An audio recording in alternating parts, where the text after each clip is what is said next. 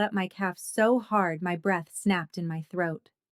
I kept walking anyway because stopping would be worse than limping, because the lobby was all glass and echoes, and the security camera over the concierge desk would catch the second I faltered.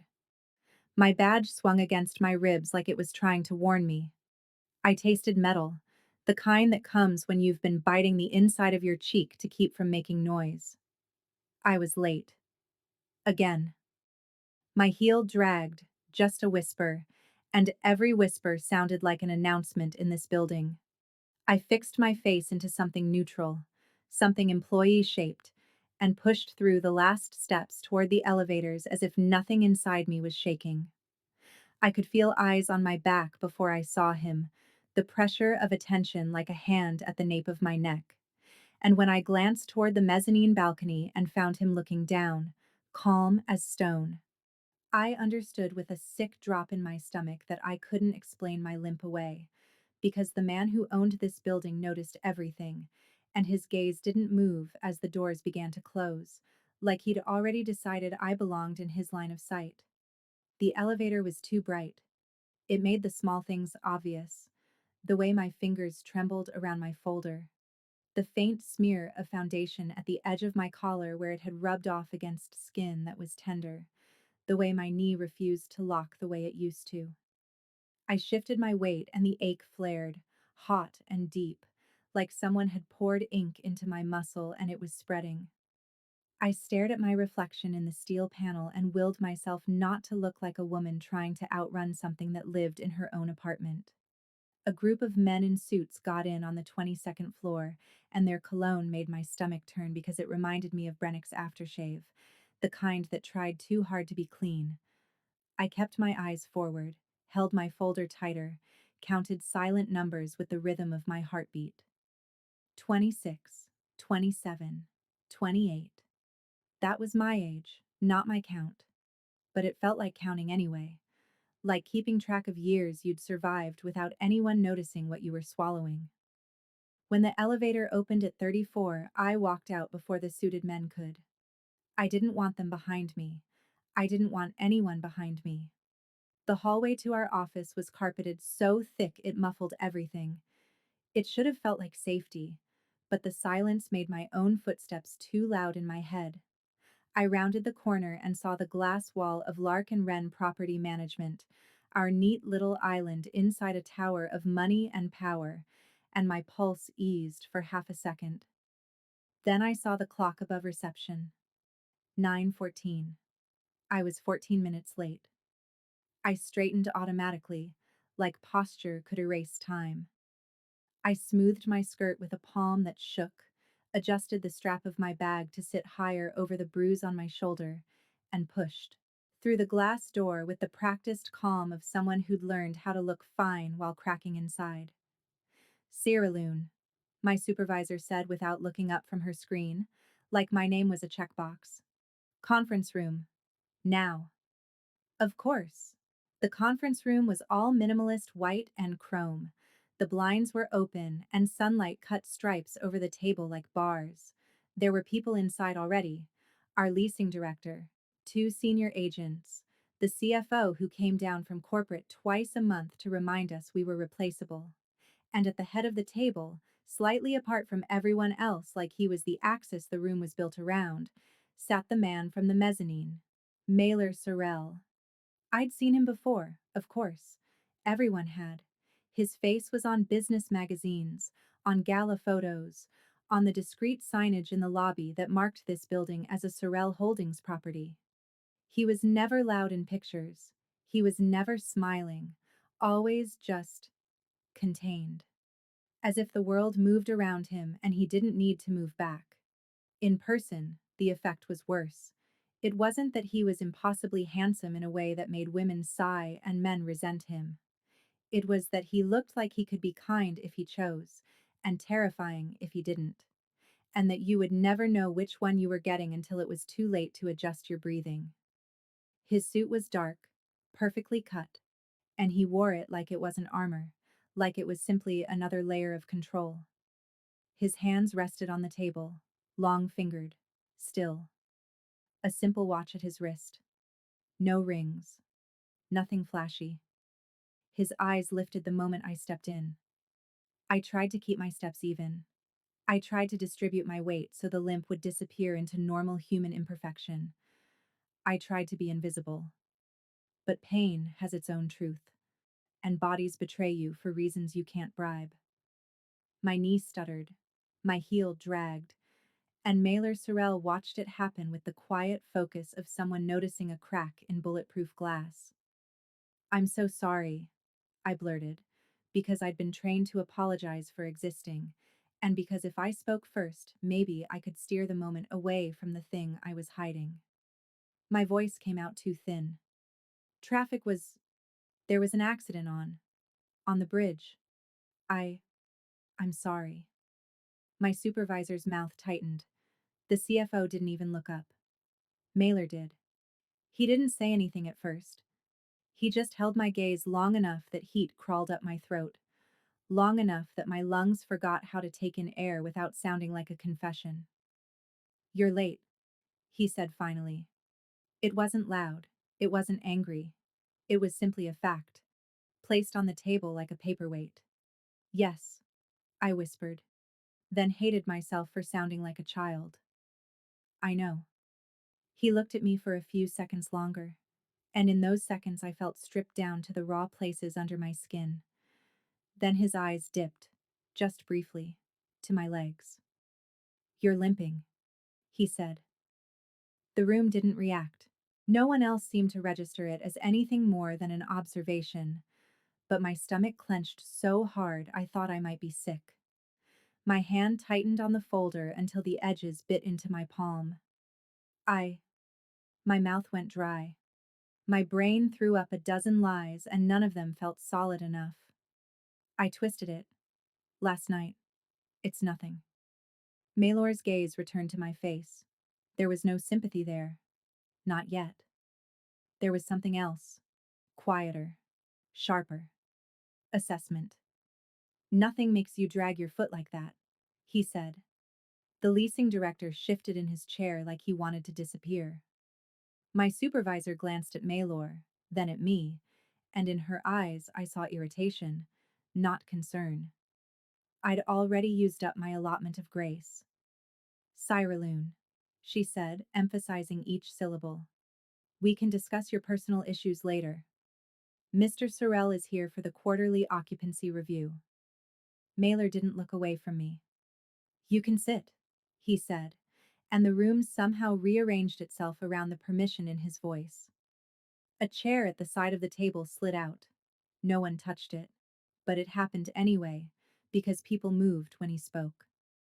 I walked to it and sat carefully, controlling my face as my knee screamed. My pulse roared in my ears.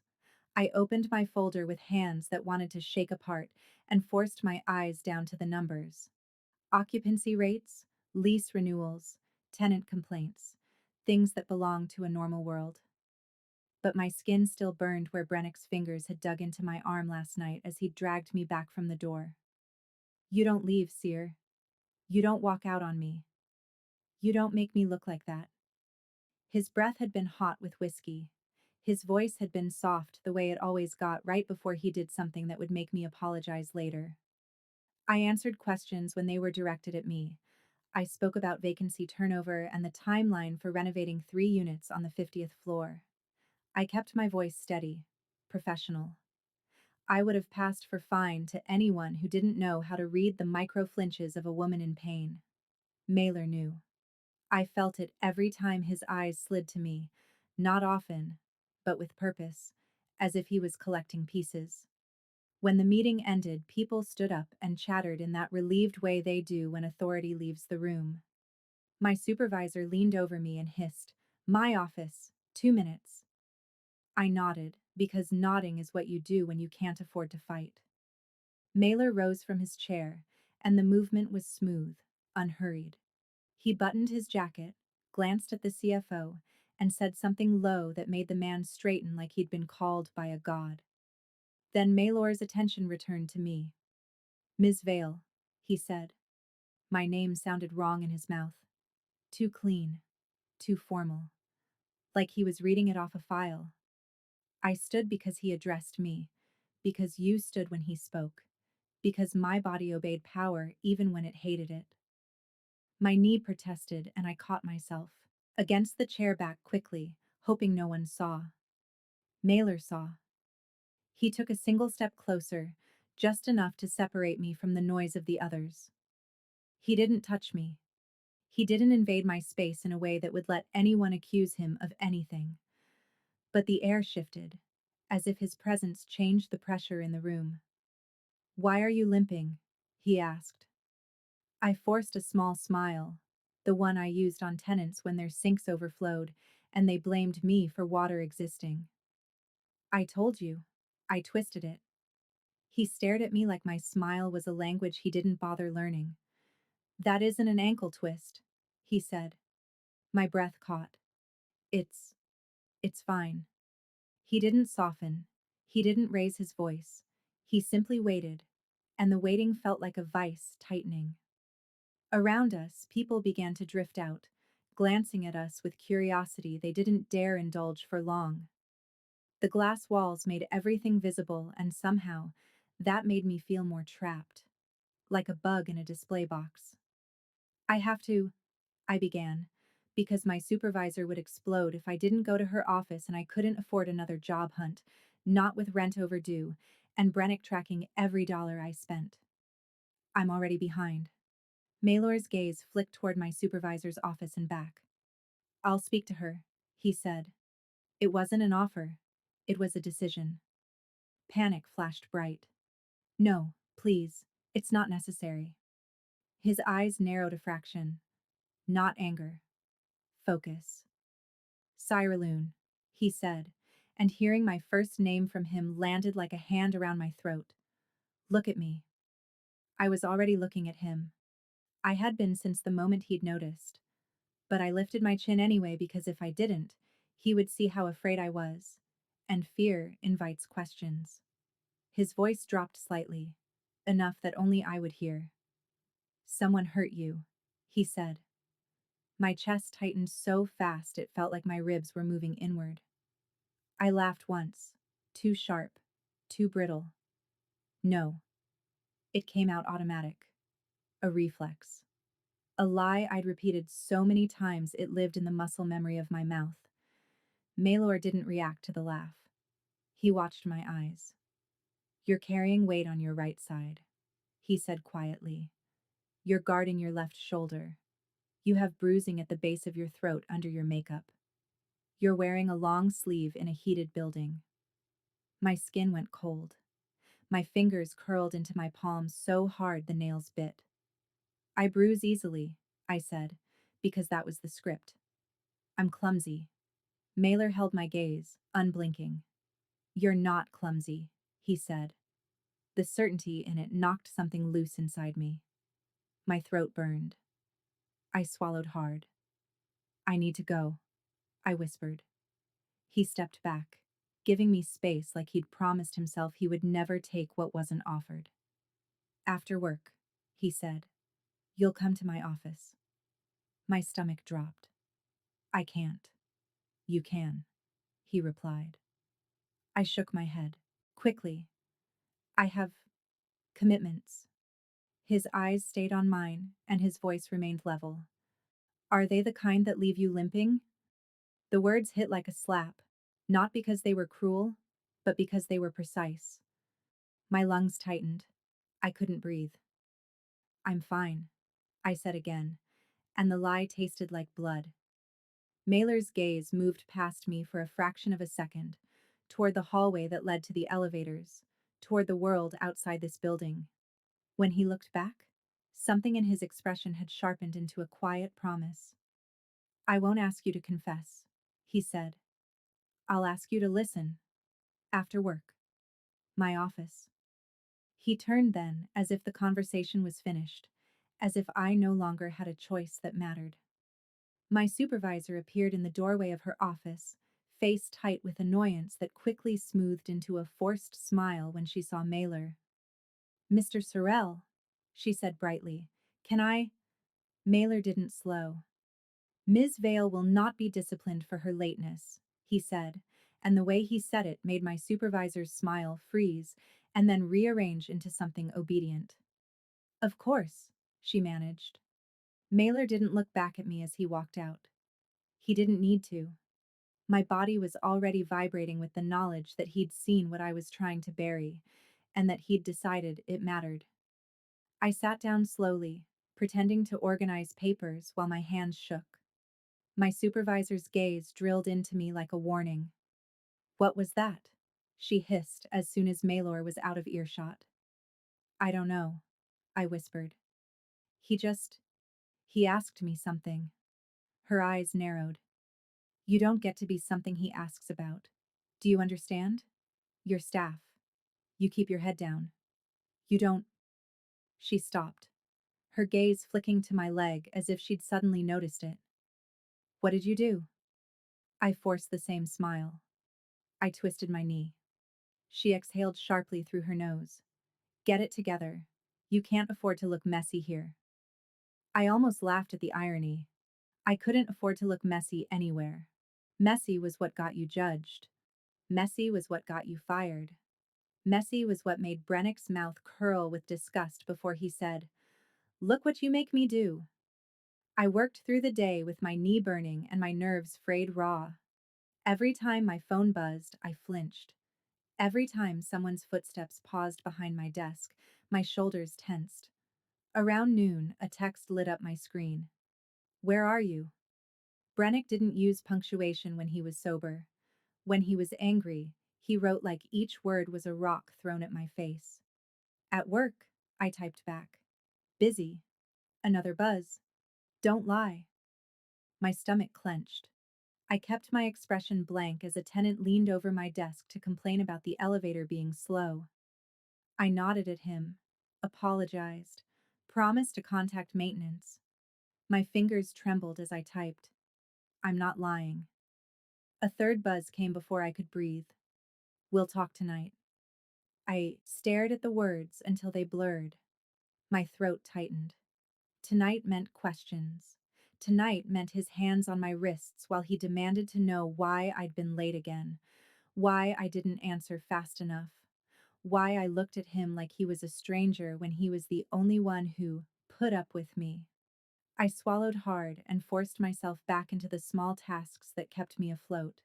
Lease renewals, vendor calls, an endless stream of polite words that had nothing to do with the bruises under my clothes.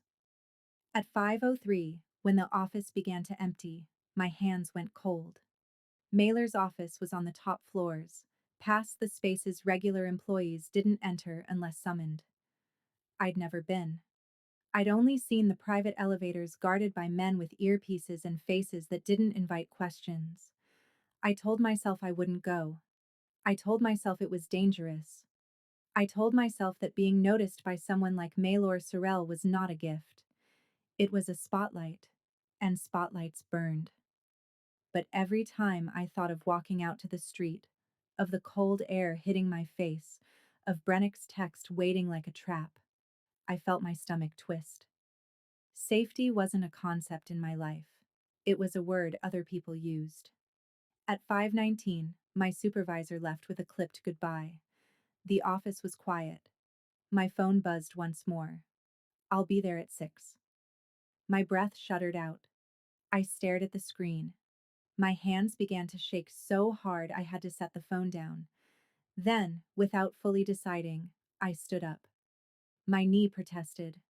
I bit down hard on my cheek and gathered my things with careful, efficient movements. I told myself I was only going to Mailer's office to get ahead of whatever he was going to do anyway, to keep control of the narrative. I told myself I was being smart.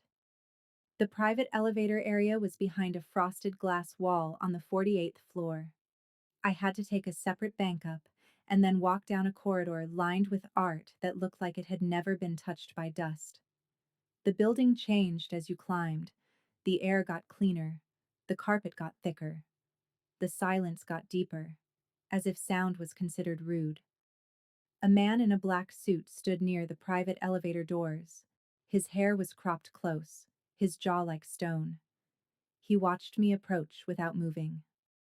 I slowed, suddenly aware of my limp in a way that made my skin prickle.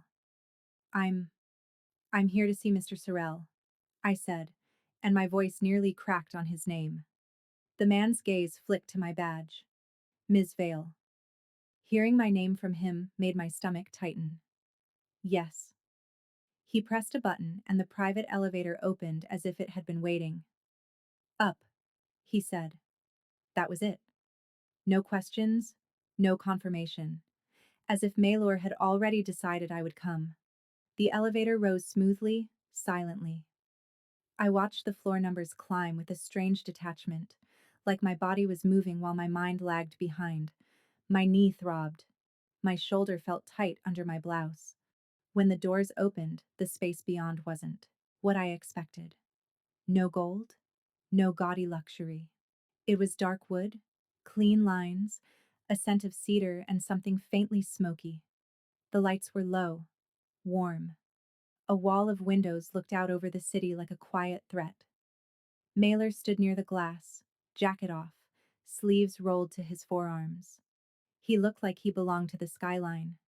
He turned as I stepped out. You came, he said. I stopped a safe distance away, my bag strap clenched in my hand as if it could anchor me. I don't know why I'm here. Maylor's gaze moved over me with the same controlled focus it had earlier, but now there was no audience, no glass walls, no co-workers to pretend for. The privacy made my pulse race. You're here because you didn't go home immediately, he said. My chest tightened. I'm going home. Not yet, he replied.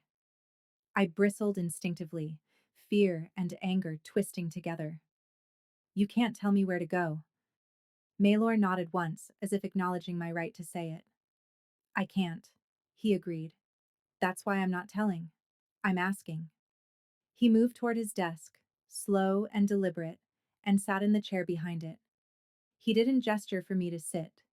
He didn't rush to make me comfortable. He simply waited, giving me the space to choose what I did with my body.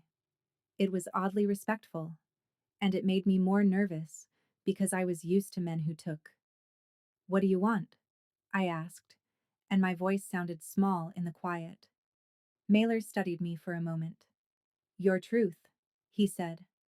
I laughed again, soft and sharp. You don't want my truth. You want your version of it. A flicker of something crossed his face. Not anger, not amusement. Recognition, maybe. Like he knew what it meant to have your story stolen. I want to know if someone is hurting you, he said. And I want to know if you're in danger tonight. My throat tightened. My eyes stung unexpectedly, and I hated myself for it. Tears were weakness. Brennick had taught me that. I'm not in danger, I lied. Maylor leaned back slightly, hands resting on the arms of the chair. He didn't push forward. He didn't demand. He watched me like he had time, like he could wait me out without raising his voice. Tell me his name, he said quietly. My skin went cold. There is no Cyraloon, Mailer interrupted, and the way he said it wasn't harsh, but it was final. You don't limp from traffic. You don't hide bruises from a staircase. And you don't flinch every time your phone lights up unless the person on the other end has trained you to. My fingers tightened around the bag strap until it hurt. I stared at the floor because his eyes were too much. Because if I looked at him, I might believe he saw me. I can handle it, I whispered. Mailer's voice didn't change. You shouldn't have to. The words hit harder than any accusation. My chest tightened so sharply I had to inhale in pieces. You don't know anything about me, I said, trying to sound firm, trying to build a wall with my voice. I know you're tired, Maylor replied. I know you're smart. I know you work like you're afraid of being thrown away. My throat burned. Stop. He stopped. He actually stopped. Silence fell, heavy and complete. I heard the distant hum of the building's ventilation, the far-off murmur of the city outside, muted by thick glass. Mailer watched me for a long moment, and then he spoke again. Slower. I won't touch you, he said. I won't force you to say anything, but I need you to listen to me. I swallowed hard, my mouth dry. I nodded once, barely. Mailer's gaze held mine. If you go home tonight, he said, and he is there, and he is angry, and he decides your limp is a problem, he could damage you in ways that don't heal clean. My stomach twisted. I tried to shake my head, but my body felt stiff, caught between denial and the memory of Brennick's hands. Mailer continued, calm and precise. If you stay here, in this building tonight, you will be safe. I stared at him. My heart pounded so hard it hurt. You can't promise that, I whispered.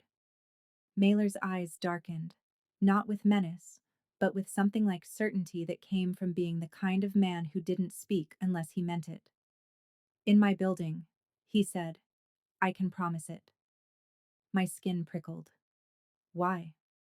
Mailer's mouth tightened slightly, as if the question annoyed him because it was fair and complicated. Because I dislike injustice, he said. I almost laughed again, but the sound wouldn't come. That's a strange reason. It's a simple one, he replied. A woman who works under my roof should not be broken by someone else. The possessiveness in the phrasing made my stomach dip, even as some part of me, some hungry, bruised part, wanted to lean into the idea of belonging somewhere that didn't hurt. I'm not your responsibility, I said, because it was the only defense I had. Maylor nodded. No, he agreed. You're not. The pause that followed felt like a held breath.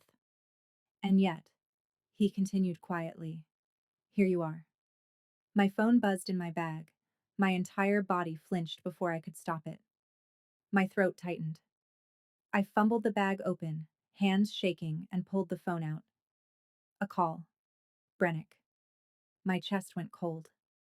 The screen lit my face like an accusation. Mailer didn't move.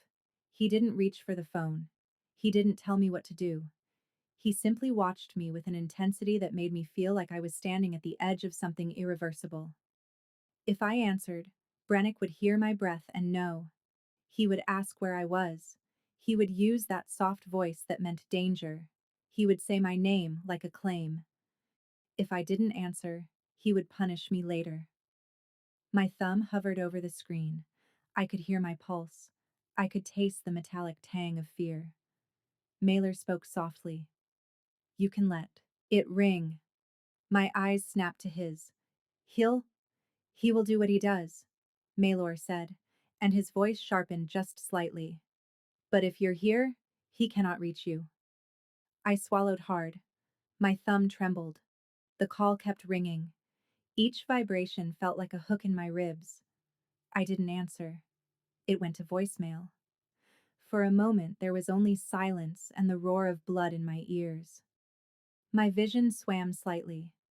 I hadn't realized how much of my life was structured around the immediate obedience of that sound. My phone buzzed again. A text. Open the door. I'm outside. My stomach dropped so hard it felt like falling. He's here, I whispered, and the words sounded like surrender. Maylor's eyes didn't widen. He didn't look surprised.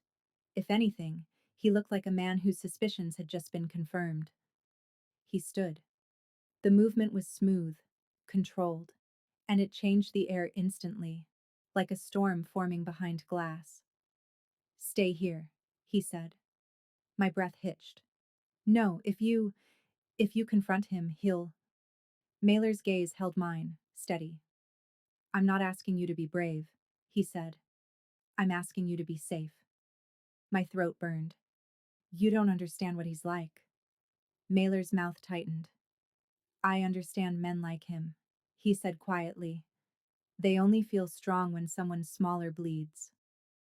A shiver ran through me, not from cold, but from the sudden clarity of being seen in a way that didn't blame me. Mailer walked toward the door, and as he reached it, he paused and looked back. You'll stay, he said, not as an order, but as a promise he was making to himself. And you'll keep your phone on silent. I nodded because my throat wouldn't work. He left.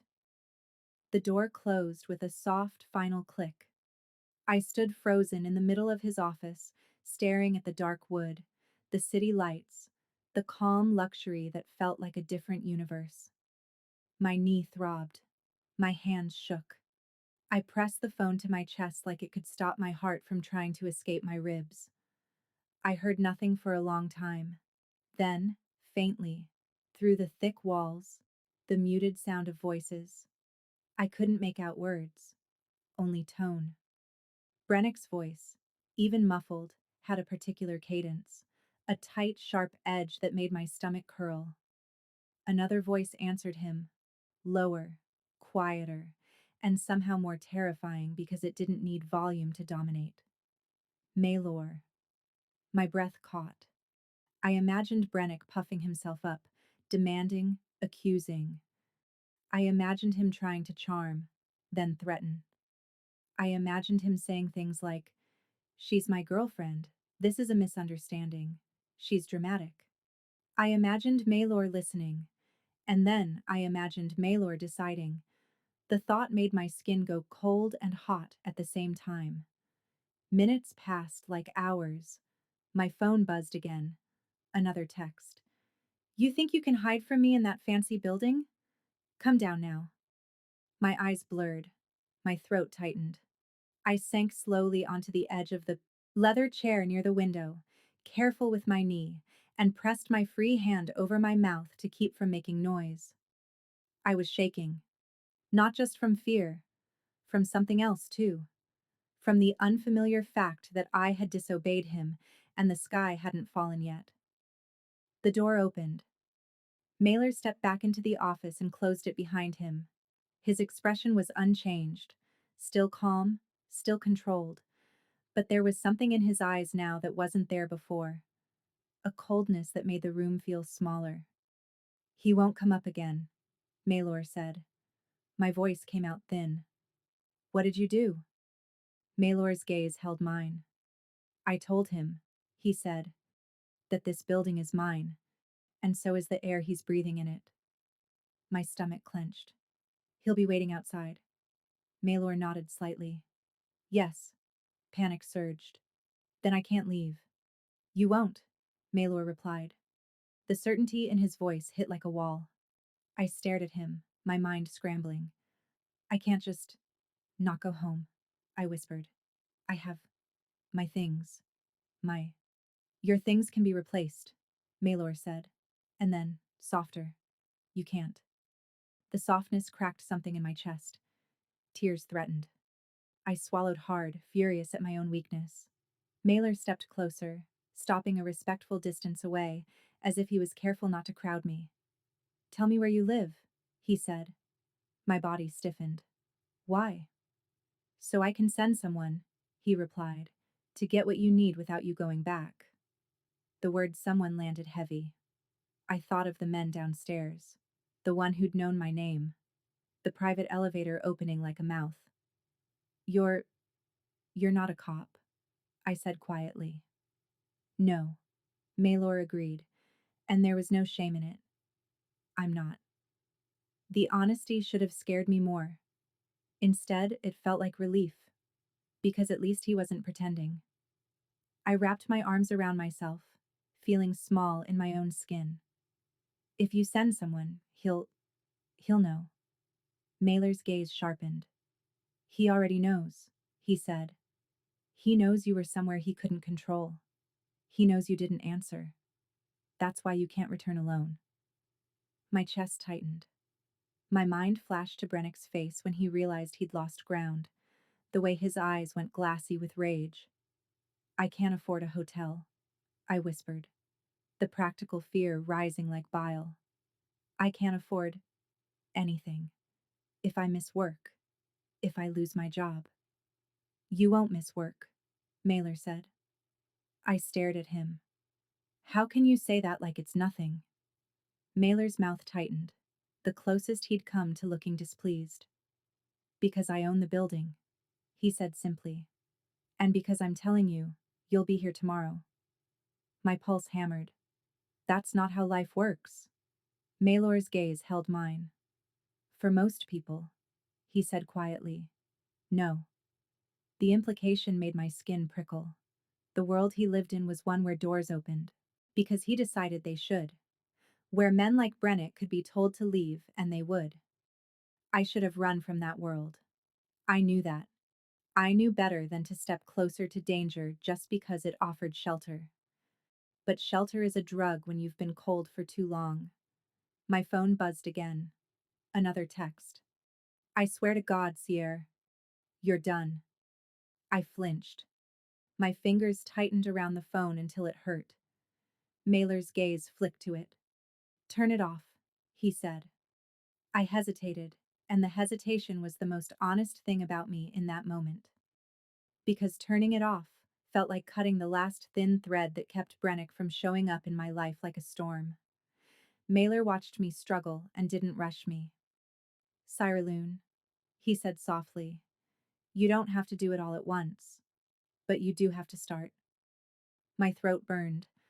I stared at the phone, then pressed and held the side button. The screen went dark.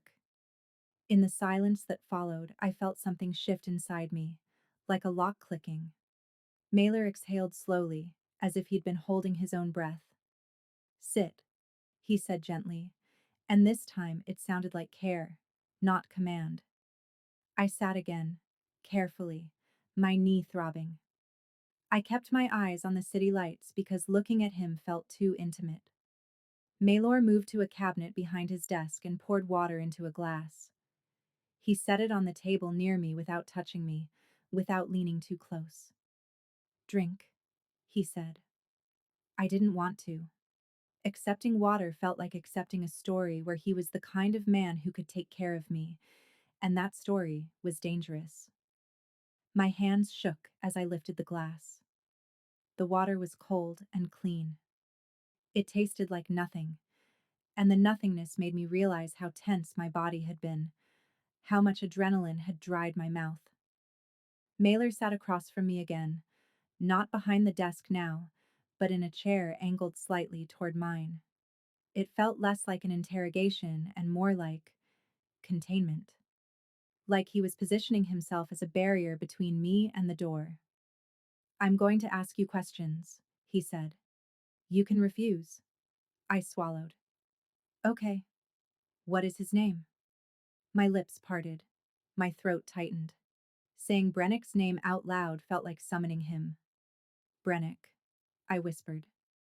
Mailer's eyes narrowed slightly, the name filing itself away in whatever mental cabinet he kept for threats. Does he live with you? Yes. Does he have access to your finances? I hesitated. Shame burned. Yes. Mailer's jaw tightened, a subtle muscle ticking. Does he hit you? My stomach dropped. The bluntness made my skin go cold. I opened my mouth, and the lie rose automatically. No, it's not like that. He didn't mean to. I deserved it. But Maylor was watching my face, and something about his stillness made the lie feel useless. Yes, I whispered. The word landed between us, heavy, undeniable. My eyes stung. I blinked hard, refusing to let tears fall. Maylor's expression didn't change, but the air around him sharpened, like something inside him had gone still and dangerous. Where? He asked, and his voice was quiet enough to be gentle. I swallowed. Mostly where it won't show. Maylor's gaze dropped briefly to my collarbone, where makeup couldn't fully hide the truth, then back to my eyes. And your knee, he said. I flinched and my hand went to my leg instinctively. I fell, I said quickly, then hated myself for reflexively trying to soften it. Mailer waited. The silence stretched until it became unbearable. He shoved me, I admitted. I hit the corner of the coffee table. Mailer's eyes darkened. His hands remained still on his thighs. His voice stayed controlled. How long? The question cracked me open more than the others, because the answer contained all the years of excuses, all the careful hiding, all the moments I'd told myself it wasn't that bad. Because he hadn't broken bone? Because he bought flowers after? Because he cried and said he was scared of losing me? 2 years, I whispered. Maybe. Longer. It started small. Maylor nodded once, slowly, like he'd heard this story in different languages 100 times. Do you have family? He asked. I swallowed. Not here. Friends? I hesitated, then shook my head. Friends asked questions. Friends noticed bruises. Friends made you choose between loyalty and truth. Mailer's gaze stayed steady. He isolated you, he said, not as a question. I didn't answer. I didn't need to. Mailer leaned back slightly, as if giving me space after dragging me into the light. I can keep you here tonight, he said. I can have a suite prepared. My stomach tightened. A suite. Yes. I stared at him, suspicion rising like reflex. Why would you do that? Why do you care? Mailer was quiet for a moment. When he spoke, his voice was lower. Because I've seen what men like him do when no one stops them, he said. And because you're standing in front of me with your pride wrapped around you like a bandage, bleeding underneath, still trying to apologize for existing. My throat burned. I looked away, because if I looked at him, I might cry. Mailer continued. Steady. You have choices. Not all of them are clean. Not all of them will feel good. But you have them. My voice came out bitter. Do I? Mailer's gaze sharpened. Yes. The certainty made me angry, because certainty was a luxury. You don't know what happens when I leave, I said, and my voice cracked despite my effort. He'll find a way. He always does. If I go to the police? Mailer's eyes flicked to mine. You don't trust the police, he said, and it wasn't a judgment. It was another observation, precise and accurate. I swallowed. They won't protect me. They'll make it worse. Or they'll smile and tell me to file a report. And then he'll be waiting at home. Maylor's jaw tightened slightly. Then we won't involve them, he said. The words should have frightened me more. They were an admission of a different kind of power. A darker kind. Instead, I felt a trembling, guilty relief. And what? I asked, voice small. Does we mean? Mailer held my gaze. It means you're not alone in this anymore, he said. The statement hit me like warmth and terror at once. I shook my head slowly. You don't even know me. I know enough, he replied. My fingers tightened around the glass until it squeaked. You said you won't touch me. I won't, Mailer said immediately. And you won't expect anything. His gaze didn't flicker. I won't, he said again. Not for safety. The way he emphasized it made my stomach flutter in a way I didn't want to acknowledge. Mailer stood then, moving toward a phone on a side table. He pressed a button and spoke in a low voice I couldn't fully make out. A name, maybe? Instructions. His tone didn't change, but it carried the kind of authority that made people move fast. When he hung up, he looked at me.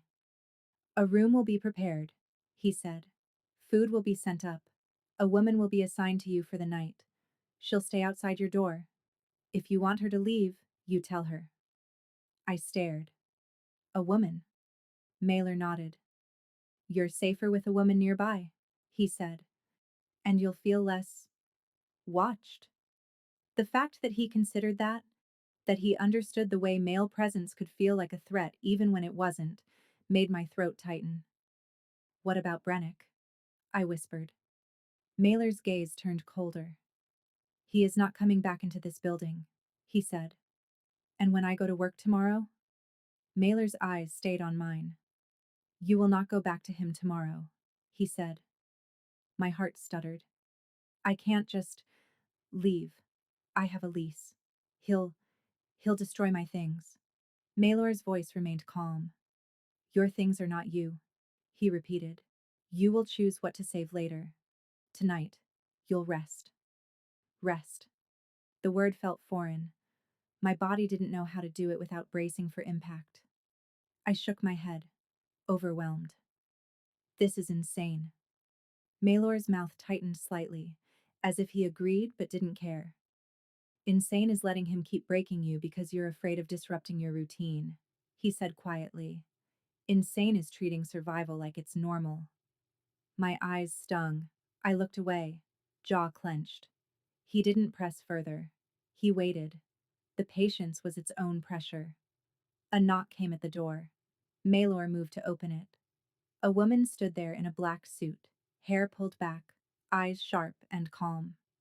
She looked like she belonged to Maylor's world, but her gaze on me wasn't predatory. It was assessing, protective. Ms. Vale, she said, voice low. I'm Ione. The name was as uncommon as mine. Suited her. Maylor spoke quietly. Ione will take you to the suite, he said. If you need anything, you tell her. I swallowed hard, standing slowly, my knee flaring with pain. I tried to hide it. I failed. Ione's eyes flicked to my leg.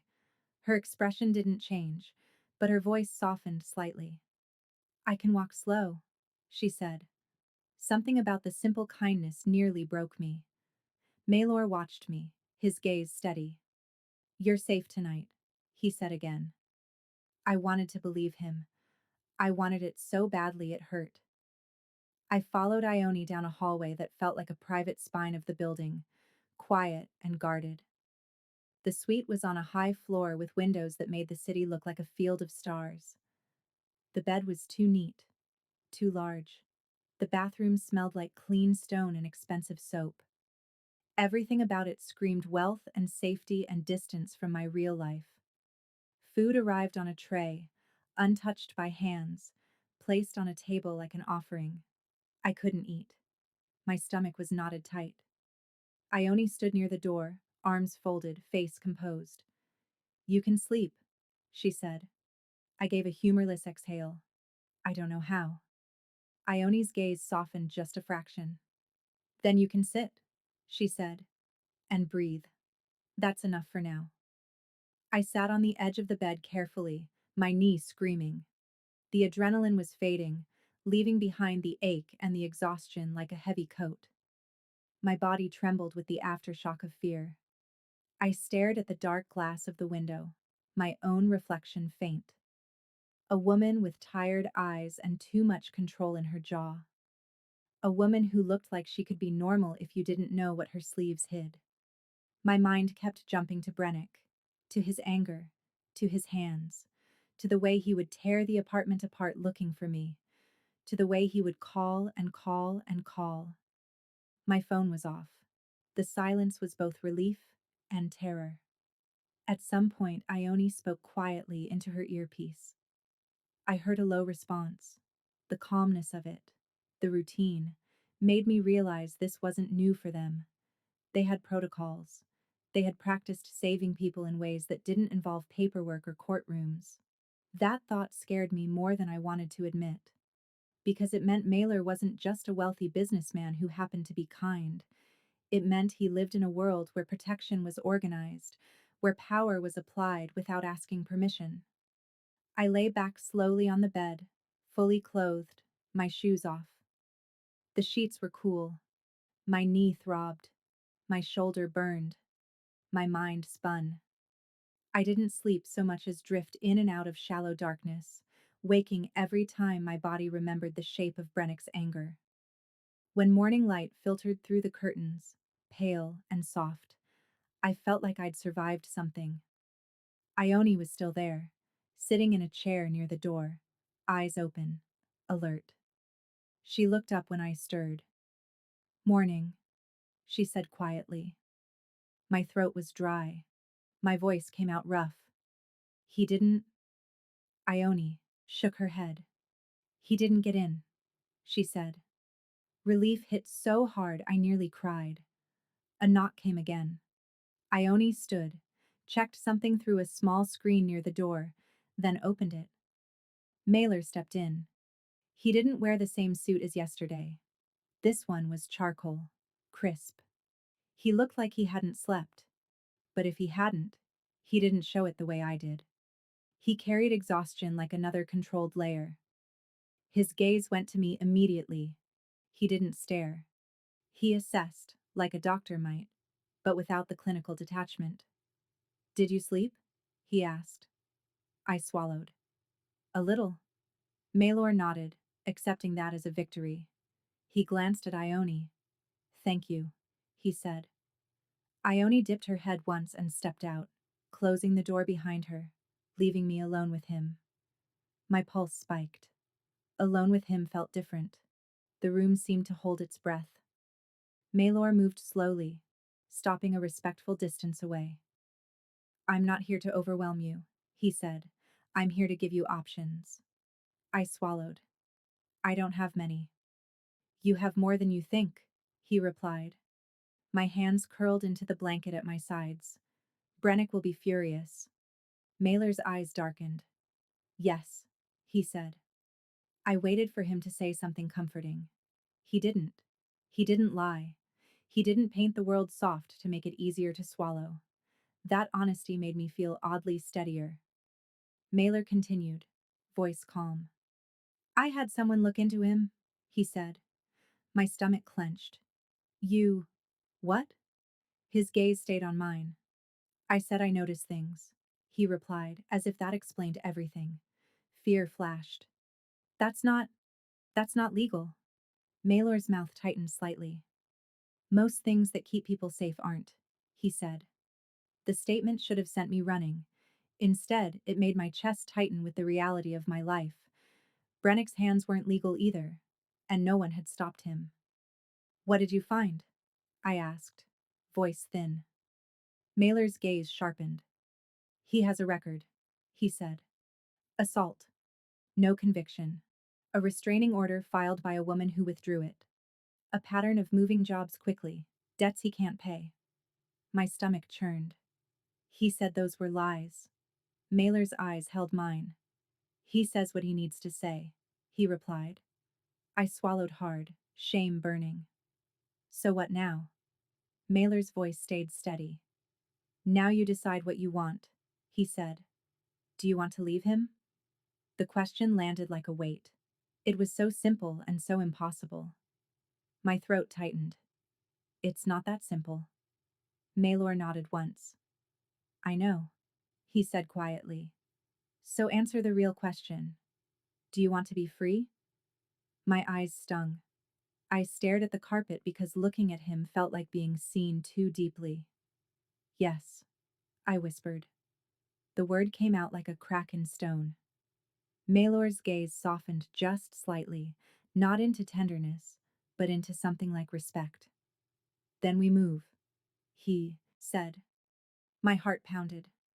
How? Mailer spoke like he'd done this before. We get you documents, he said. IDs. Anything important. We secure your finances. We change your phone number. We relocate you. My breath caught. Relocate. Mailer watched my face. He will look for you, he said, and he will not stop quickly. Fear rose. I can't disappear. I have work. I have. Mailer's gaze sharpened. Work can be replaced, he said, then paused and corrected himself as if he understood the meaning behind my panic. Your stability matters. You can keep working, but not while living where he can reach you. I swallowed hard. My mind spun. He'll come here. He'll make a scene. Mailer's voice went colder. If he comes here again, he said, he will learn what it feels like to be powerless. A chill ran through me. I believed him. That was the problem. I don't want him dead, I blurted, the words rushing out. Mailer's gaze snapped to mine. There was something sharp there, almost surprise. Then a slow, controlled exhale. I didn't say he would be, he said quietly. But the silence that followed carried implication, the kind that belonged to his world. My stomach twisted. What are you? Mailer held my gaze. His voice was low. I'm what this city pretends doesn't exist, he said. I'm the reason certain men don't go to prison. I'm the reason other men don't go missing. My breath caught. Fear and fascination tangled like wire. You're Mafia, I whispered, and the word felt unreal in my mouth. Maylor didn't flinch. Yes, he said. Honesty again. Brutal and clean. I stared at him, heart pounding. Then why help me? Maylor's gaze didn't soften. Because I don't like men who think hurting women makes them kings, he said. And because you walked into my conference room with pain in your step and shame in your eyes, and I recognized something I hate. I swallowed hard. You recognized me. Maylor's gaze held mine. I recognized what was being done to you, he corrected. I looked away, throat burning. This is dangerous. Yes, he said simply, but staying with him is also dangerous. The difference is that with me, you have a choice. Choice. The word hit like a dream. My fingers tightened around the blanket. If I accept your help, what do you want from me? Maylor's gaze stayed steady. Nothing, he said. Then he paused and his voice lowered, careful. Not as payment, not as obligation. My chest tightened. And if later you want something? Maylor watched me for a long moment, and something in his eyes shifted into restraint so intense it felt like a physical barrier. If I ever want anything from you, he said, I will ask, and you will be free to say no. My breath caught. The respect in that was so unfamiliar it felt like pain. I swallowed hard, voice barely working. Okay. Mailer nodded once, like that single word carried weight. Get dressed, he said. We'll go get your things. Panic surged.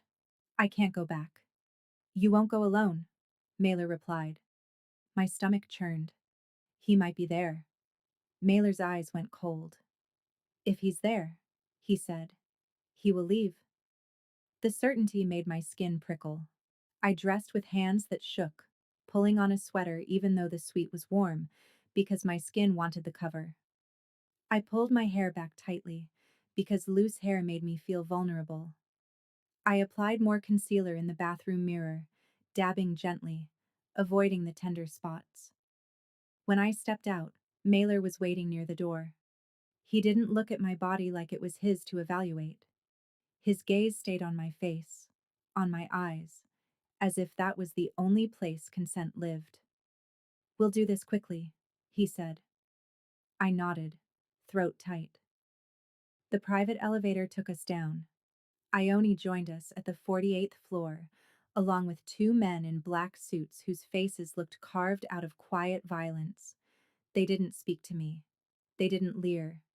They simply existed, like walls. Mailer stood slightly in front of me, not touching, but placed so that if someone came toward us, they would have to go through him first. The car that waited outside was black, clean, anonymous in a way that screamed money. The city air hit my face like a slap, cold and sharp. My eyes darted instinctively, searching for Brennick. Mailer noticed the movement. He isn't here, he said quietly. How do you know? Mailer's gaze stayed forward. Because I would have been told, he replied. The car moved through the city, and my stomach stayed clenched the entire time. Every street corner felt like a potential ambush. Every parked car looked suspicious. My mind ran wild with images of Brennick stepping out, blocking the sidewalk, grabbing my arm, dragging me back while strangers looked away. When we turned onto my street, my breath caught. The buildings here were older, cheaper, dirtier. The sidewalks cracked. The air smelled like fried food and exhaust. It felt like a different world from Maylor's tower, and the contrast made shame flare in my chest. The car stopped down the block from my building. Maylor looked at me. Stay in the car, he said. My heart pounded. But my things. Ione will go, he said. You'll tell her what you need. I swallowed hard. What if he's inside? Maylor's gaze turned colder. Then he will be removed, he said. I nodded, hands shaking. Ione stepped out with one of the men. They moved like they'd rehearsed it. Efficient, silent. They disappeared into my building like shadows. Mailer stayed in the car with me. The silence between us felt heavy, charged. I stared out the window, watching my own front door like it was a mouth. I feel like I'm doing something wrong, I whispered, the confession slipping out, before I could stop it. Mailer's gaze stayed on the street. You've been trained to think leaving is betrayal, he said quietly. My throat burned. He'll say I'm ungrateful. Mailer's jaw tightened. He will say whatever keeps you small, he replied. I swallowed hard, blinking fast. Mailer spoke again, softer. You're not weak, he said. You're exhausted. The words hit like something warm poured over ice. My chest tightened, and I hated myself for how badly I wanted to believe him.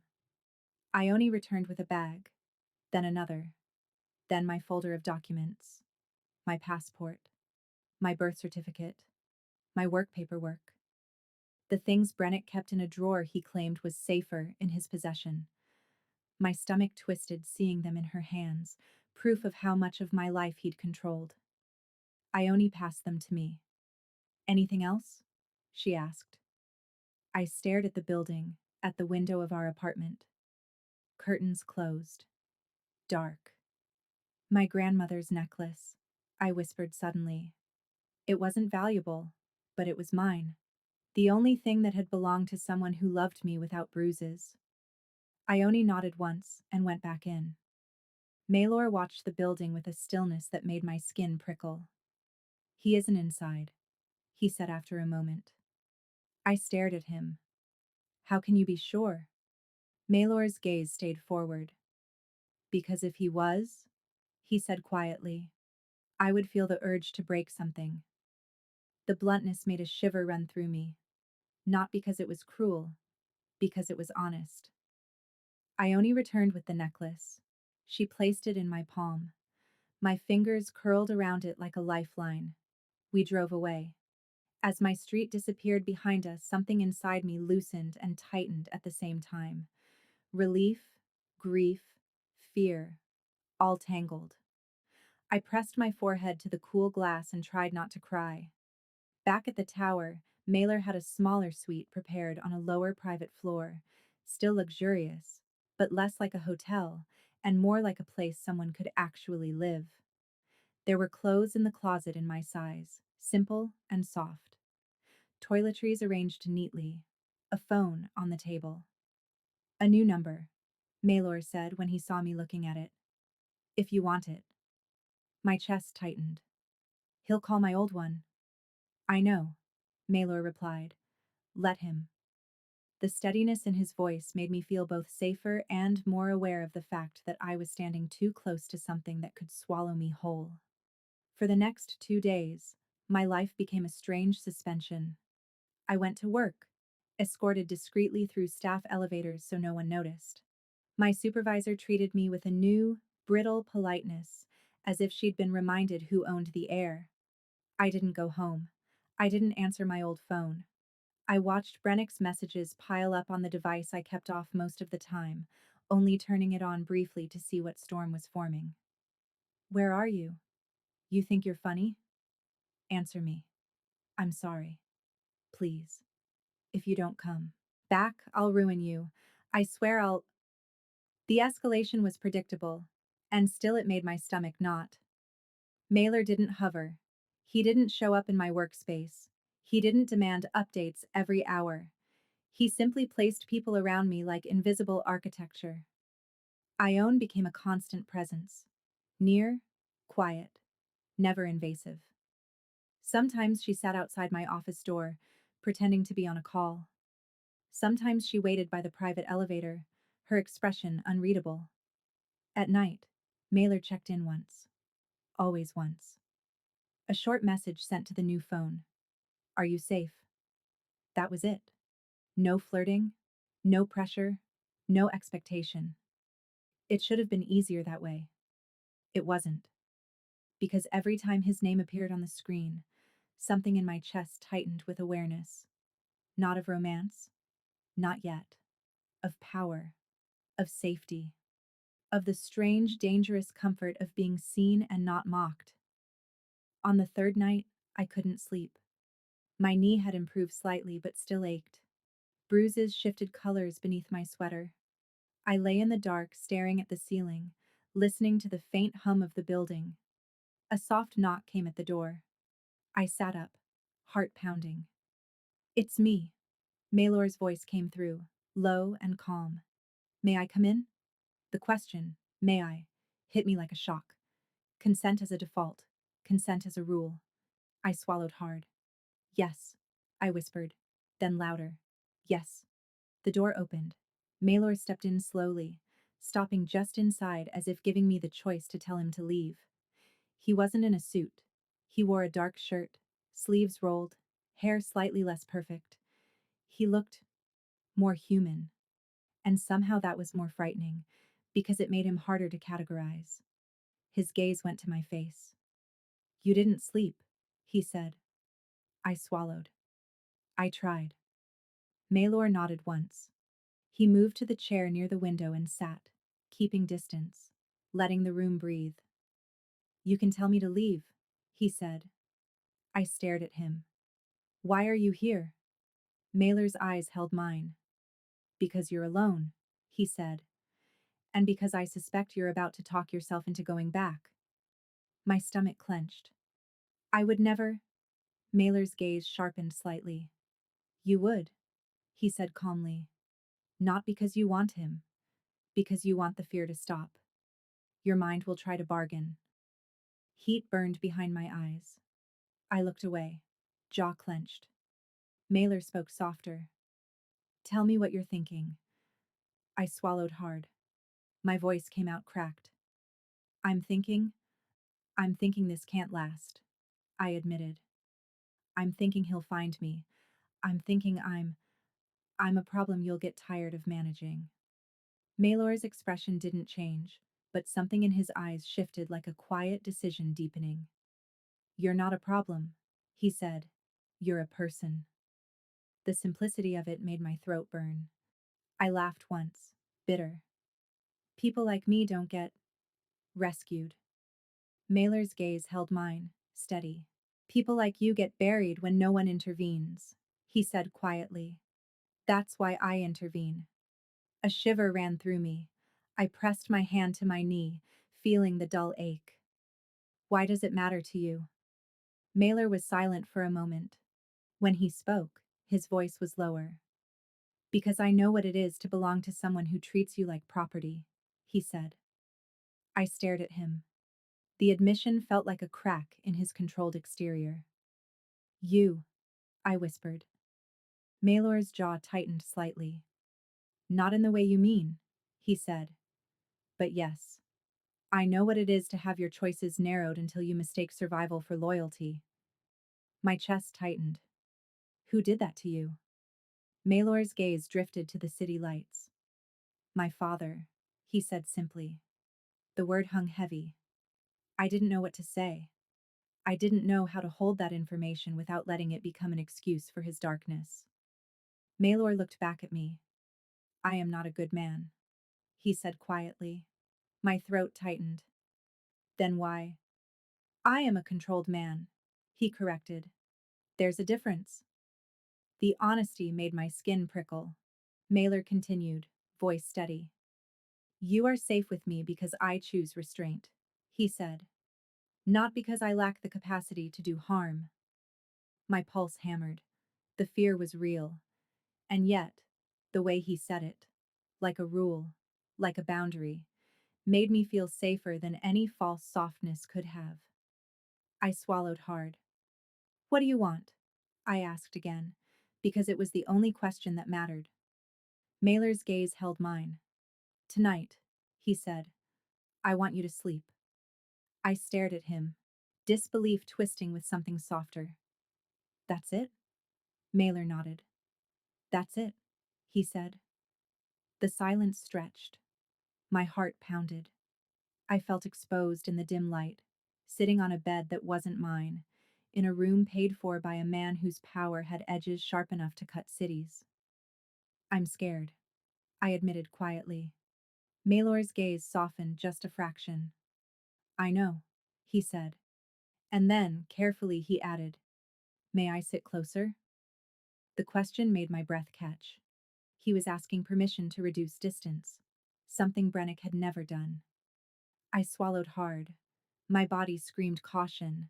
My heart screamed something else I didn't want to name. Yes, I whispered. Maylor stood and moved the chair closer, not to the bed, but to the side, near enough that his presence was a steady warmth in the room without crowding me. He sat, hands resting loosely, no sudden movements. You don't owe me trust, he said quietly. You don't owe me gratitude. You don't owe me anything. But you can borrow calm from me if you want. Tears finally slipped free, silent and hot. I turned my face away, ashamed. Maylor didn't move toward me. He didn't touch. He simply stayed. And something inside me, something small and fierce, began to loosen around the idea that maybe safety could exist without payment. My breathing slowed gradually, pulled into rhythm by the steadiness of his presence. In that dim room, with the city lights far away and Brennick's voice absent for the first time in years, I drifted into sleep, like slipping under warm water. When I woke, it was morning, and Mailer was gone. The chair was back near the window as if he'd returned it before leaving. A note lay on the table near the door. Work at 9. Eat something. Don't turn on the old phone. No signature. Just his handwriting. Sharp, clean, controlled. I ate half a piece of toast. My stomach protested, then accepted. My knee throbbed less. At work, everything felt slightly unreal. The world kept moving as if my life hadn't been cracked open. Tenants complained about noise. Vendors asked for payment approvals. My supervisor gave me tasks with clipped politeness. I kept expecting the building to shake with Brennick's rage, kept expecting him to appear in the lobby, shouting, demanding, kept expecting this fragile protection to fracture. It didn't. Instead, on the 5th day, Ione approached my desk near the end of the workday and spoke softly. He's trying another way, she said. My pulse spiked. Brennick? Ione nodded. He filed a report, she said. Said you stole his property. Said you're being held against your will. My stomach dropped. What? Ione's expression stayed calm. He wants to force contact, she said. He wants to make you come out. My hands went cold. The police. They won't come inside, Ione said simply. My breath caught. Because of Maylor. Ione didn't answer directly, but her silence was confirmation enough. Fear surged anyway. What if... what if they do? What if someone believes him? Ione's gaze sharpened slightly. Then you tell the truth, she said. You say you left. You say you're safe. You say you don't want him near you. My throat tightened. Saying those words out loud felt like stepping into open fire. Ione continued, quieter. He's counting on your shame, she said. He's counting on you choosing silence again. My chest tightened. She was right. Shame had always been his leash. That night, Mailer asked to see me again. This time, it wasn't in his office. It was in a smaller room adjacent to it, with a couch and low lights, like a space designed for conversations that didn't belong in boardrooms. He stood when I entered, gaze steady. Ione told you, he said. I nodded, throat tight. He filed a report. Mailer's jaw tightened. Yes. My voice trembled despite my effort. What happens now? Mailer watched me carefully. Now you decide if you're ready to be seen, he said. My stomach twisted. I don't want people to know. Mailer nodded once. I understand, he said. But secrecy is where he has power. He uses your fear of being judged as a cage. Tears stung my eyes. They'll think I'm stupid. Maylor's voice was quiet. Anyone who thinks that, he said, is too small to matter. I swallowed hard. Easy for you to say. Mailer's gaze held mine.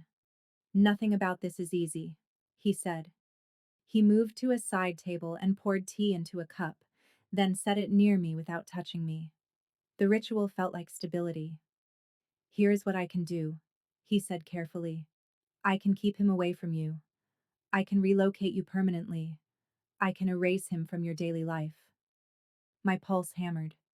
Erase. Maylor's gaze sharpened. From your reach, he clarified, and the correction was deliberate, controlled. He was giving me the truth without forcing my mind into darker conclusions. And what can I do? I whispered. Maylor's eyes stayed on mine. You can say the words out loud, he said. You can file a protective order. You can tell the police you left willingly. You can end the story he's trying to write for you. My throat burned. If I do that, he'll hate me. Mailer's voice was steady. He already does, he said quietly. Not because you did anything wrong, because you exist outside his control. The words hit like a punch. I looked away, blinking hard. Mailer spoke softer. Cyraloon, he said. If you go back to silence, he will tighten the leash until you can't breathe. My chest tightened. The image was too accurate. I whispered, I'm scared. Mailer's gaze softened just a fraction. I know, he said, but you're not alone. The statement carried weight. It was not romantic. It was a promise of structure, of protection. I took a shaky breath. Okay, I whispered. I'll, I'll do it. Maylor nodded once, and something like satisfaction, contained, controlled, flickered through his eyes. I'll have someone with you, he said. A lawyer, a woman. You will not be questioned alone. My throat tightened. Thank you. Maylor's gaze held mine. Don't thank me, he said quietly. Thank yourself for choosing your life. The next day was a blur of paperwork and trembling hands. The lawyer was a woman named Celienne, sharp-eyed and calm, who spoke to me like I was capable even when my voice shook. Ione stayed beside me like a shadow. When my shame rose, when my throat tried to close, Celienne waited. When I apologized reflexively, she corrected me gently. You don't apologize for being hurt. I signed the documents with a hand that barely felt like mine. When the protective order was filed, my stomach churned. It didn't feel like victory. It felt like provoking a storm. And the storm came. That night, my old phone, kept off, kept as a record, was turned on briefly at Celiani's request to capture the messages. My screen filled with missed calls, voicemails, texts that shifted from pleading to rage to something darker. I'll kill him. I'll kill you. You think you can humiliate me? You're nothing without me. My hands shook so hard I nearly dropped the phone. My vision blurred. Ione took it from me gently. Breathe, she said. I pressed a hand over my mouth, trying not to sob. The terror was visceral, bodily. My skin felt too tight. My heart hammered. Mailer arrived shortly after, his presence changing the air as always. He didn't take the phone. He didn't need to. He saw my face and understood. He threatened you, he said quietly. I nodded, throat tight, shame burning hot. I made it worse. Maylor's gaze snapped to mine, sharp. No, he said. The single word cut clean through the self-blame. You didn't make it worse, he continued, voice controlled but edged with something colder now. You exposed him. That's different. Tears slipped down my cheeks. I hated them. I hated that I couldn't keep my face composed. Maylor's voice softened slightly. May I come closer? He asked. The question again. Always the question. I swallowed hard and nodded. Maylor stepped closer, slow and deliberate, stopping within arm's reach but not touching. His gaze held mine, and in it there was something fierce and contained. He cannot reach you, he said. Not here. My voice cracked. He'll try. Mailer nodded. Yes, he said, and he will fail. The certainty steadied me even as it frightened me. How can you be so sure? Mailer's eyes darkened. Because I'm better at control than he is, he said quietly. The words carried truth and danger. He was not pretending to be harmless. He was promising to be effective. I took a shaky breath. What are you going to do? Maylor's gaze held mine. What I must, he said. My stomach twisted. I don't want blood. Maylor's expression didn't change. You want safety? He corrected. Blood is a language my world speaks. But I won't make you listen to it if you don't want to. The restraint in that, protecting me from the ugliness even while acknowledging it existed, made my throat burn. Days passed, tense and sharp. Brennick tried to contact me through coworkers, through social media messages, through a mutual acquaintance I'd barely spoken to in years. Each attempt was intercepted. Each attempt failed. He showed up at the building again once, shouting in the lobby. I didn't see it, but I heard about it in the whispered way office gossip travels. A man dragged out by security, a sleek black car waiting, the sudden silence afterward. I asked Ione what happened. He left, she said simply. The simplicity told me more than details ever could, and through all of it, Mailer stayed strangely careful. He didn't use my fear as a reason to get closer than I invited. He didn't turn my vulnerability into leverage.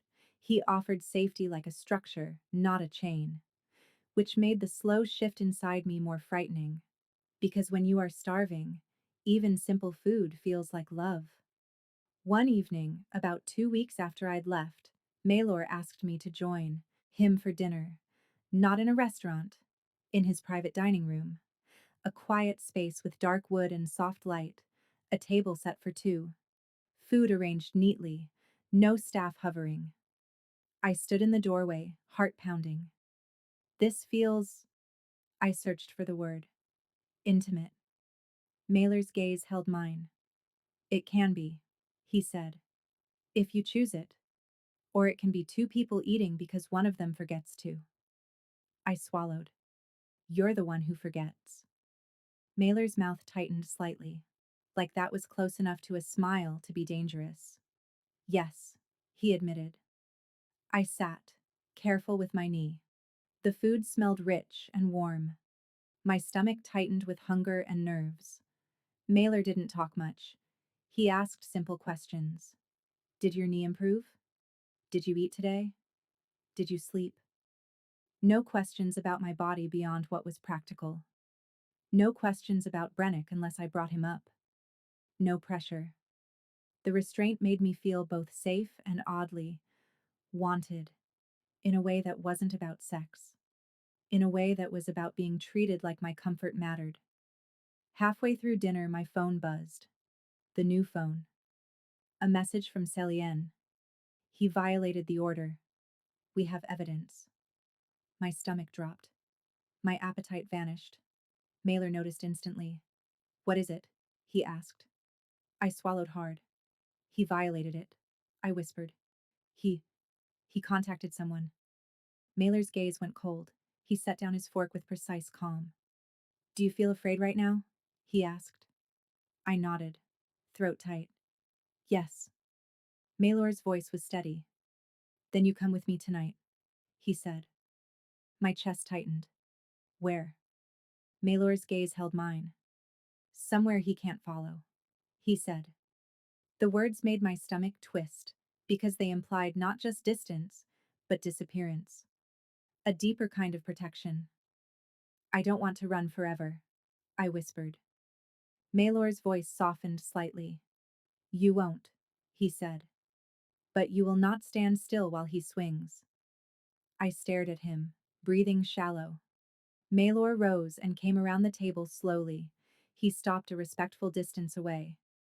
May I take your hand? He asked. The question hit me like lightning. Consent again. Always consent. I swallowed hard. My fingers trembled. Part of me screamed, no, don't get attached. Don't confuse safety with affection. Another part, a part that had been bruised into loneliness, ached for contact that didn't come with pain. Yes, I whispered. Malor reached out slowly and wrapped his hand around mine, firm but gentle, warm, steady. He didn't yank, he didn't claim, he simply held as if anchoring me to the present. My breath caught. Tears stung my eyes again. You're shaking, he observed quietly. I laughed once. Broken. I know. Malor's thumb brushed lightly over my knuckles, a small motion that felt like a promise, and a question at once. He didn't move further. I won't ask you for anything you can't give, he said. My throat burned. I don't know what I can give.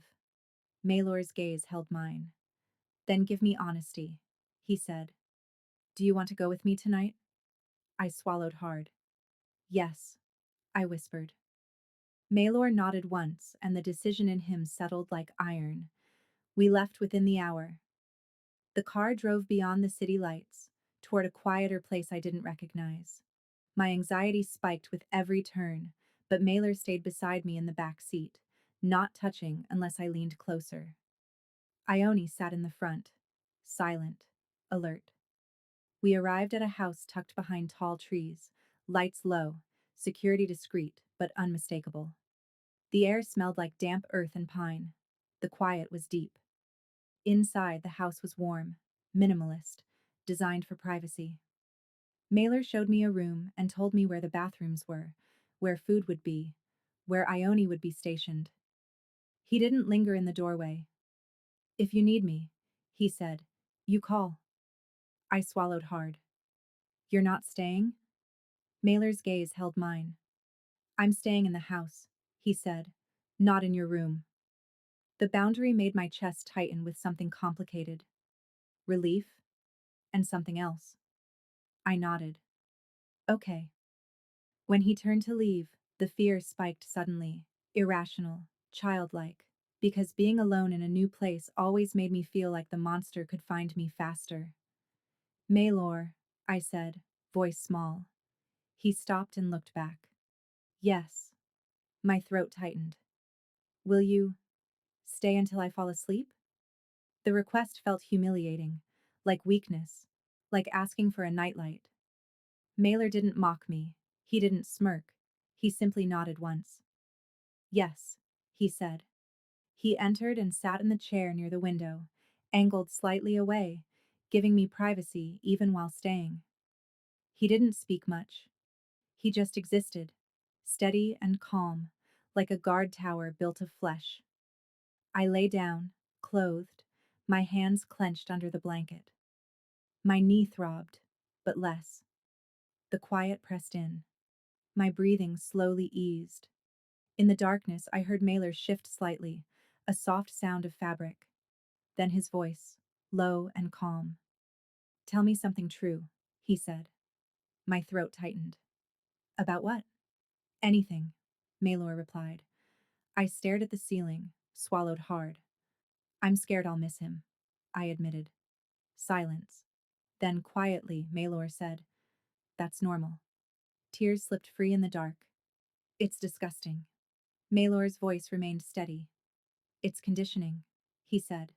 Not love. My chest tightened. How do you know? Malor was silent for a moment. Because love doesn't require bruises, he said. The simplicity broke me. My breath hitched. I turned my face into the pillow, trying to muffle the sound of my sob. Malor didn't move toward me. He didn't touch. He just stayed, letting me spill what I'd been holding back for years. Eventually, exhaustion dragged me under. When I woke, dawn was filtering in pale and quiet. My face felt swollen. My throat hurt. But my body felt lighter, as if crying had drained poison. Malor was gone. The chair was empty. On the bedside table was a glass of water and a small note. You're still here. That matters.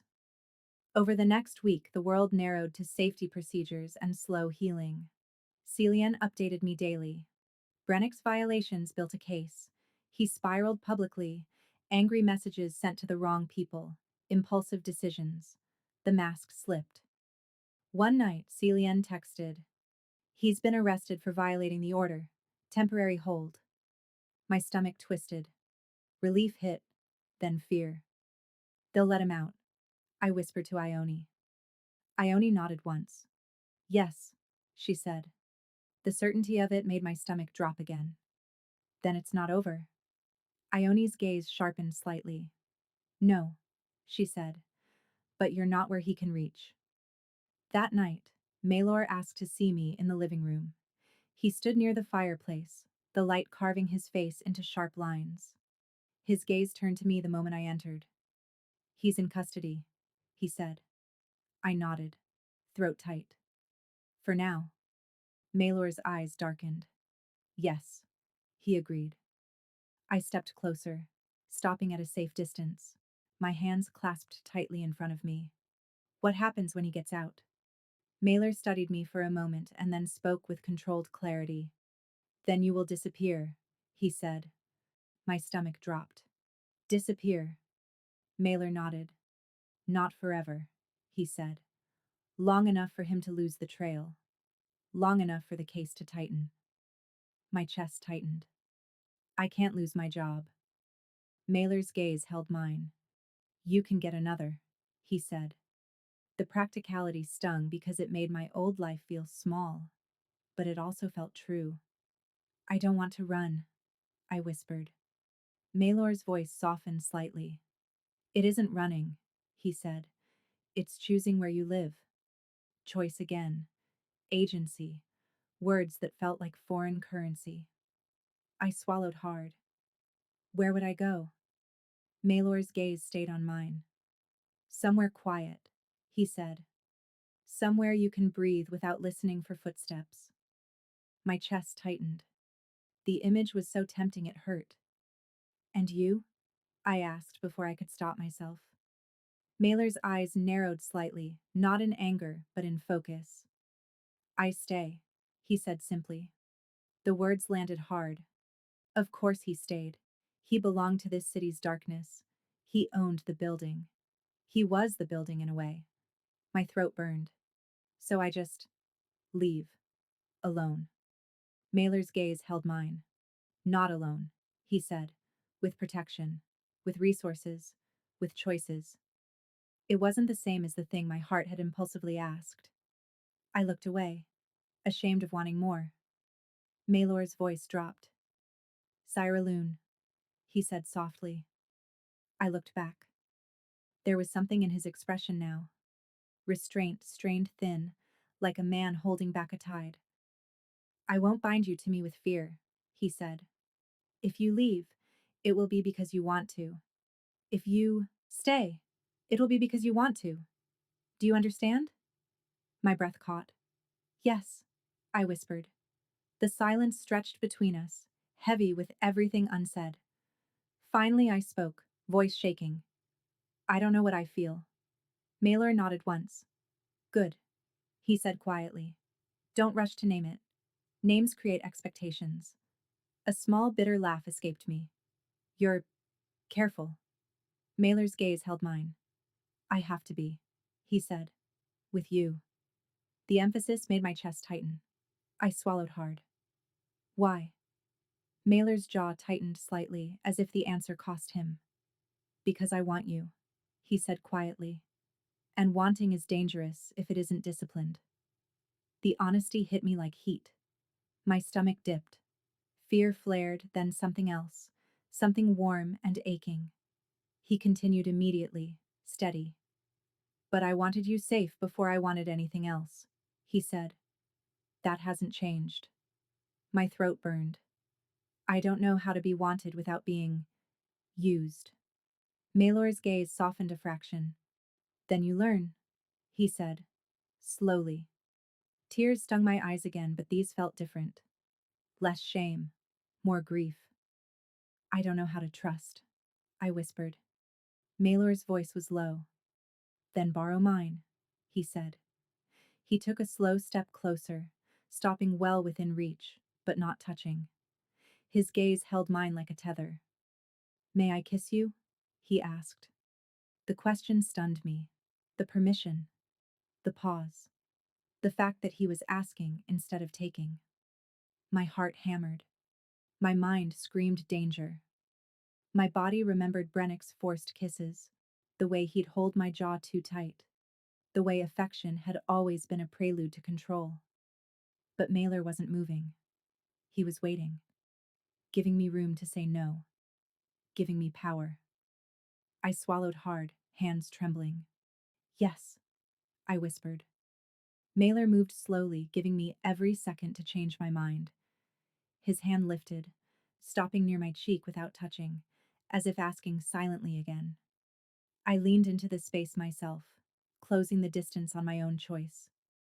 His lips brushed mine, gentle, controlled, warm, not demanding, not consuming. A question answered softly, a promise made without words. My breath shuddered, my body tensed, waiting for the catch, the twist into possession. It didn't come. Mailer pulled back slightly, eyes locked on mine, watching for fear. You can stop, he murmured. I swallowed hard. I'm not stopping, I whispered. He kissed me again, slightly deeper, still careful. His hand cupped my jaw lightly, not forcing, just steadying. Warmth spread through me like something waking up after years of numbness. When he pulled back, he didn't smirk. He didn't claim victory.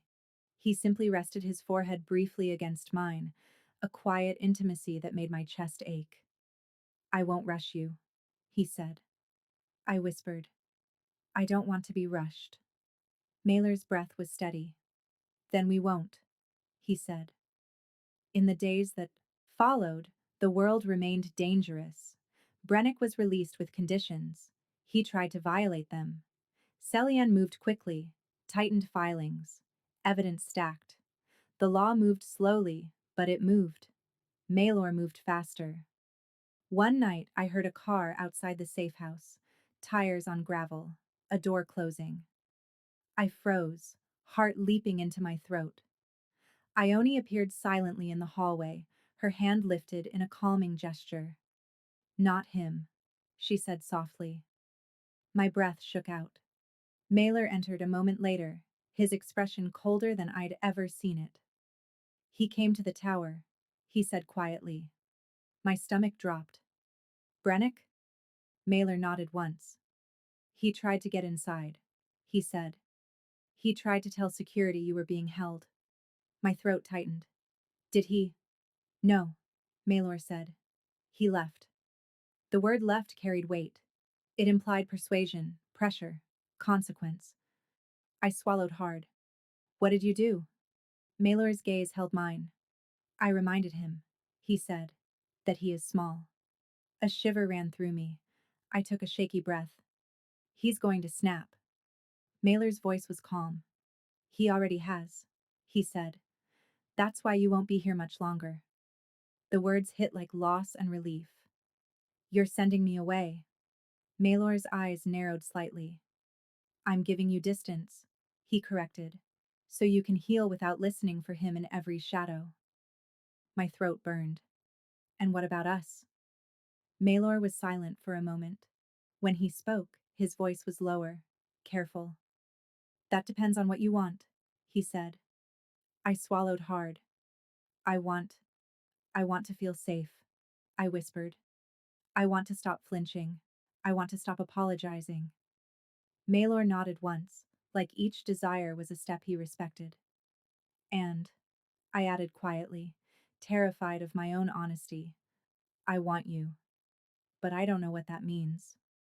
Maylor's gaze held mine with a steadiness that felt like a hand at my spine. It means you don't have to decide today, he said. It means you don't confuse intensity with love. It means you choose, slowly. My chest tightened.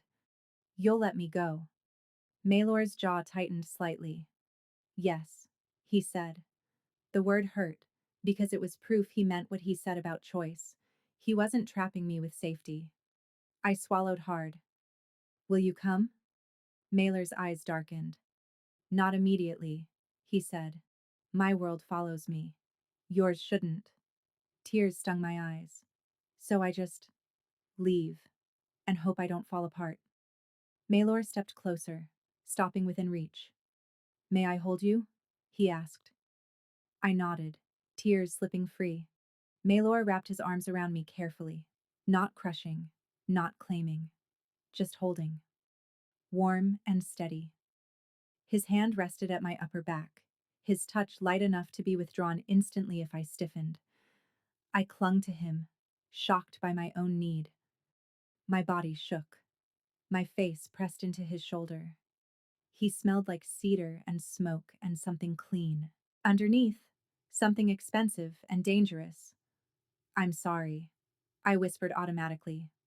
Maylor's arms tightened just slightly, not trapping, but grounding. Don't, he murmured against my hair. Not for this. I swallowed hard. I'm scared I'll ruin it. Maylor's voice was low. You can't ruin what's built on choice, he said. Only I can, if I stop honoring it. The honesty steadied me. The relocation happened quietly. A new city. A small apartment under another name. A job arranged through a discreet contact that didn't ask too many questions, but paid enough that I could breathe. Therapy sessions set up with a woman who spoke softly and didn't look at me like I was broken. Ione stayed for the first week. Then she left. But a different woman appeared. Less obvious. Watching from a distance. Maylor didn't flood my phone with messages. He didn't demand updates. He sent short, steady checks. Are you safe? Did you eat? How is your knee? Sometimes, late at night, I stared at his name on the screen and felt a strange ache. Missing him felt like missing oxygen I hadn't known existed before. Brennick tried to find me. Celian updated me through encrypted messages. He violated conditions again. He was arrested again. The case grew teeth. Months passed in a slow, uneven climb. Some days I felt almost normal. Some days I flinched when a man walked too close behind me in a grocery store aisle. Some days I woke from dreams with my heart racing, convinced I heard Brennick's footsteps. And then, one evening, Mailer texted, May I see you? The question made my breath catch. It wasn't a demand. It wasn't a statement. It was still a choice. My fingers trembled as I typed back. Yes. He arrived 2 days later. When I opened my door and saw him standing there in the dim hallway light, something in my chest tightened so hard it hurt. He looked the same and different. Still controlled. Still dangerous. But his eyes softened slightly when they found mine, like he was seeing something precious and fragile and refusing to crush it. He didn't step inside immediately. May I come in? He asked. Yes, I whispered, and my voice shook. Mailer stepped in slowly, gaze sweeping the small apartment. Simple furniture, clean counters, evidence of a life being rebuilt. You made a home, he said quietly. I swallowed hard. I'm trying. Mailer's gaze returned to my face. How do you feel? He asked. The question wasn't about my knee. It was about my soul. I swallowed hard, searching. Tired, I admitted. But more alive. Maylor nodded once, like that mattered. He stayed standing, hands at his sides, not touching. Waiting. I took a shaky breath. He's still in court, I said. I know, Maylor replied. He won't reach you. The certainty still steadied me. I swallowed, then said the thing that had been sitting in my chest like a stone. I missed you, I whispered. Maylor's eyes darkened with something that looked like hunger held under lock. I missed you too, he said quietly. The admission was simple, controlled. No dramatics, no false romance, just truth. I took a step closer, heart pounding. I don't know what we are, I said. Maylor's gaze held mine. We are whatever you choose, he replied. The words should have made me feel pressure. Instead, they made me feel free. I swallowed hard. I want something real, I whispered. But I'm still scared. Maylor's voice was low. Then we build it around your fear, he said. Not by ignoring it, by respecting it. Tears stung my eyes. How can you be so gentle when you're you? Maylor's mouth tightened. That near smile again, dangerous in its restraint. Because gentleness is also power, he said quietly, and I choose where I spend it. My chest tightened. I stepped closer until I could feel his warmth. May I kiss you? He asked. Yes, I whispered. This time, I kissed him first. My choice, my movement, my agency. His hands lifted slowly, hovering near my waist until I nodded, and only then did he touch, light and steady. The kiss deepened, slow and careful, and in it I felt something I'd never felt with Brennick. Safety inside desire. Control that protected, rather than constrained. When Mailer pulled back, he rested his forehead against mine again, breathing steady. You're not mine, he murmured. Not in the way he thought you were. My throat burned. Then what am I? Mailer's eyes held mine, dark and steady. You're yourself, he said, and you're welcome beside me if you choose it. I exhaled shakily, the weight of months shifting in my chest. And if I choose it, your world is still dangerous. Mailer's gaze didn't flinch. Yes, he said. And you're still dangerous. Yes, he repeated. I swallowed hard. But safe for me. Mailer's voice softened, just slightly. Always, he said. The court case wasn't dramatic the way stories like to make it. It was paperwork and waiting and controlled fury. Brennick tried to charm, tried to lie, tried to paint himself as the victim. The evidence didn't care. The pattern didn't care. The judge didn't care. When the sentence finally came down, real consequences, real restrictions, real distance. I sat on my couch and stared at the wall for a long time. I expected triumph. I expected relief. What I felt was quiet, a door closing softly, a breath leaving a body that had been braced for years. Maylor sat beside me, not touching, waiting for me to decide if I wanted contact. I turned slowly and looked at him. It's over, I whispered. Maylor's gaze held mine. That part is, he said. I swallowed hard. And the rest? Maylor's voice was low. The rest is you, learning how to live without permission, he said. Tears stung my eyes again, but these were not shame tears. They were release. I leaned into him slightly, and he wrapped an arm around me carefully, like I was something he refused to bruise.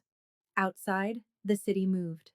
Somewhere, the world remained violent and hungry. Maylor remained what he was, a dangerous man with a controlled darkness that would never be clean. But his hand on my shoulder was steady, and it didn't demand. I closed my eyes and breathed, and for the first time, the silence didn't sound like waiting for